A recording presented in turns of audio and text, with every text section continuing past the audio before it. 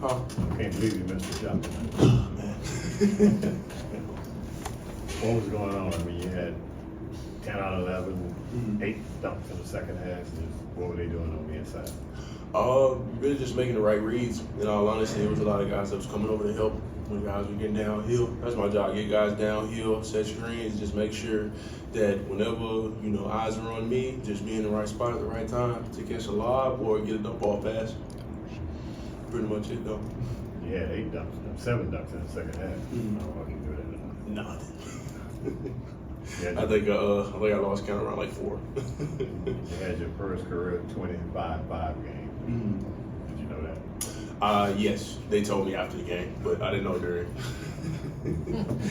But no, I mean, I'm blessed to be in this position to be able to just make those plays and just come out and just have a good game. So, doing pretty good. What's kind of the vibe when it's dunk after dunk after dunk and you're seeing different guys have highlight type of finishes? I mean, it's just contagious. It brings energy into the building. You get the crowd into it. And at the end of the day, it just kind of like feeds into the offensive side. And then we get stops on the other end, too. So that just pretty much puts more fuel to the fire. So we just come out and we just kind of keep doing the same thing that we, do over and over again. And we just can't get bored with it. Having fun with the game, that's the main thing. Daniel, I asked Derek this, but points in the paint. You guys really did a great job of that tonight. I feel like you set the tone for that. Mhm. How can that impact you guys moving forward into the playoffs in such a three-point heavy shooting league? In all honesty, just kind of like keep doing what we're doing at the end of the day. There's just a lot of teams that really, I would say, focus on like paint points for sure. There's a lot of teams that focus on defense in the paint too. So it's just like we have to know our personnel and we just kind of have to really just stick to our game plan whenever we go against the teams that are bad at paint defense and going against the teams that are good at paint defense. So at the end of the day, we just have to, I would say, pay attention to details when it comes to just like those teams and the differences on just like what gets thrown at us defensively on a night-to-night basis.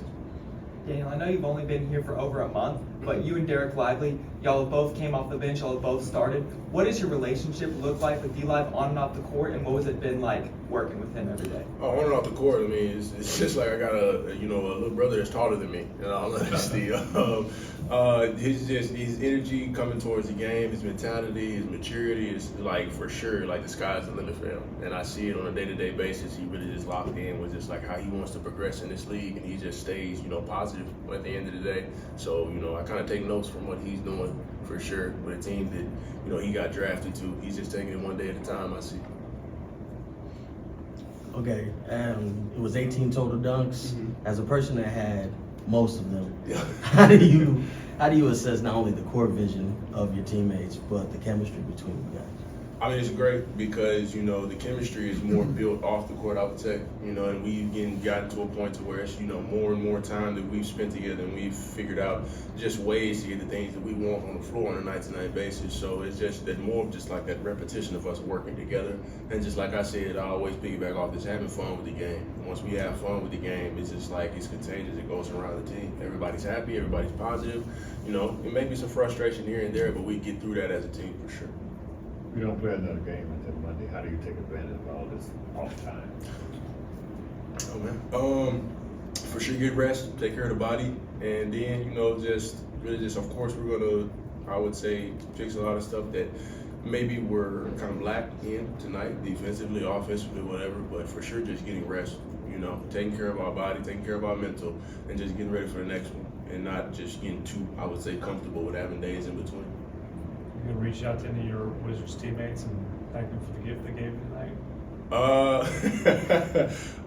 Probably not, but for sure, I tip my hat to those guys because, they play hard at the end of the day.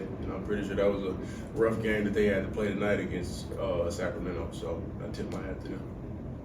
Daniel, this team is 9-1 with you in the starting lineup. How has your connection grown with guys like Luka and Kyrie since you arrived? It's good because, just when my first maybe like week or two here, I just picked their brain and just kind of like figured out things that I need to do just whenever I'm sharing the floor with those guys at the end of the day, and just like all the other guys that are on the floor with them too, just where I need to be, my position, how I'm setting screens, what are the tendencies of both of them. Like, Luka, he likes screens being set, kind of likes to play off the ball a lot. So it's just, knowing those things really helped me be able to, kind of figure out ways to just kind of like elevate our offense on the floor when I'm sharing the floor. Daniel, you touched on D-Live kind of being your little brother a little bit. Off the top of your head, do you remember anything that he's came for you for advice or asked for tips on? Oh, like literally the first thing he told me was just like the stuff with Luka. In all honesty, he was just like, "Yeah, it's gonna be a lot of late passes, it's gonna be a lot of lobs. Just make sure you set the screen and roll." And that was pretty much it. I was like, "Yeah, I pretty much know everything that you said because I played against him most of the time, and I was in a position to where it's like I gotta be in a position to make sure he doesn't come off, go crazy on the screens, and then throw lobs behind me too." So. You know, he told me some stuff that I already knew, but at the end of the day, I took it, and I was like, that's great because a guy his age, knowing just to be able to come out and just kind of, you know, give tips to guys that are new to the team, something that shows a lot of maturity in a young guy like him.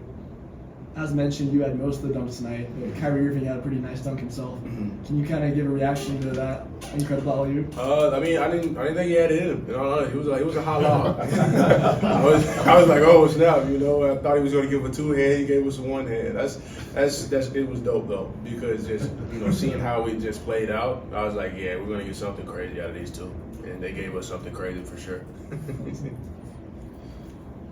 Appreciate it, guys.